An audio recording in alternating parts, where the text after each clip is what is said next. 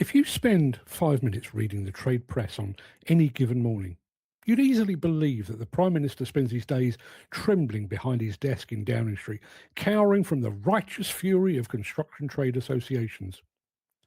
Every single week, without fail, another body calls upon the government. They urge the housing minister to leap into action. They demand that Andy Burnham reverses supply chain inflation before tea time and fixes planning bottlenecks before he goes to bed.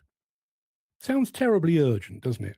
Conjures up a grand image of a trade chief marching up Whitehall, banging on the door of number 10 and thrusting a rolled up manifesto through the letterbox while shouting demands for change.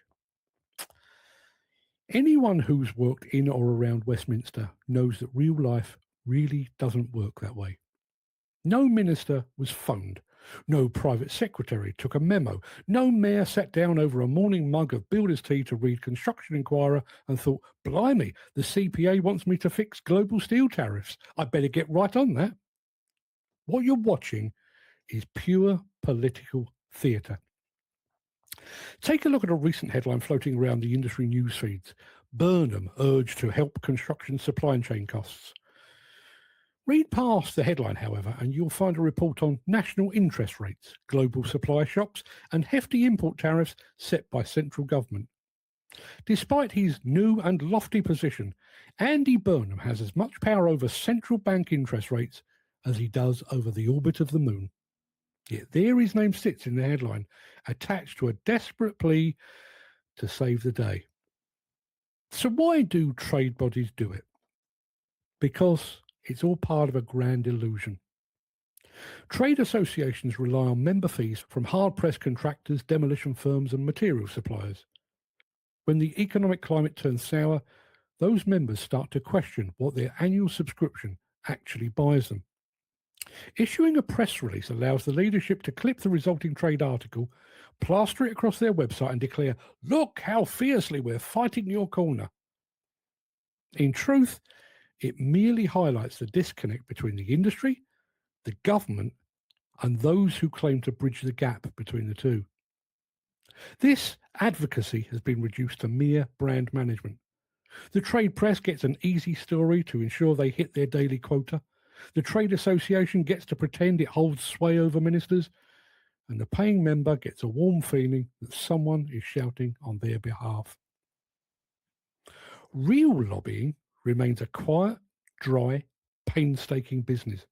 It happens through 80-page technical consultation papers, evidence submitted to select committees, and months of unglamorous meetings with senior civil servants in Whitehall corridors.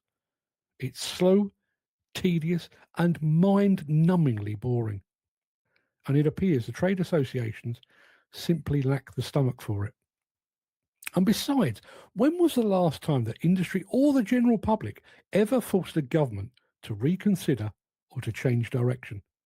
Back in 2003, in the run-up to the war in Iraq and the search for weapons of mass destruction, more than 1 million people took to the streets of the UK to protest against the war. The government went ahead anyway, only to discover those WMDs didn't actually exist. In my lifetime, I've seen protests against nuclear weapons, rampant capitalism, the poll tax, Brexit, and countless other causes and campaigns. Not a single one forced a governmental U-turn. Now, make no mistake, something has to give, something has to be said, and someone has to take action. The UK construction industry is in a dire and desperate state right now. The situation isn't quite at the level of the 2008 crash, but it's headed that way. We've already lost more than 8,000 companies to insolvencies in the past 2 years alone. The arrival of the Building Safety Act and its extended liability clause is making things significantly worse. It's already claimed Ardmore Construction, and it could easily drive more perfectly good firms to the industry exit. But calling upon the housing minister in an online statement is the political equivalent of shouting at the television screen during the 9 o'clock news. It makes a lot of noise, it feels therapeutic, but the person on the screen can't hear a word you're saying.